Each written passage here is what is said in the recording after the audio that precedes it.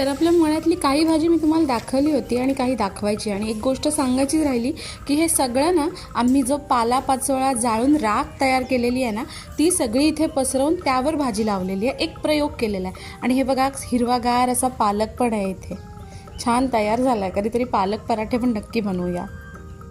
आणि रायगडची स्पेशालिटी काय माहिती आहे? पोपटी. तर इथे आपल्या वालाला शेंगा लागल्यात. ह्या वालाच्या शेंगा मेन असतात पोपटीतल्या, तर पोपटीची पण व्हिडिओ आपण लवकरच घेऊन येऊया.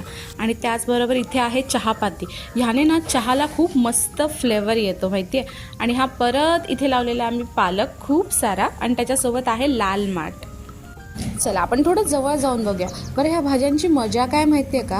ह्या इतक्या चविष्ट लागतात ना, कारण ह्याच्यात कुठल्याच प्रकारचं खत नाही वापरलेलं आहे, तरी पण चव इतकी छान लागते. आपण पण कधीतरी नक्की बनवूया. आणि हा आपला बीट, आणि ही आपली भाजीत भाजी सगळ्यात महत्त्वाची भाजी कोथिंबीर. भोपळे बाकी आहेत.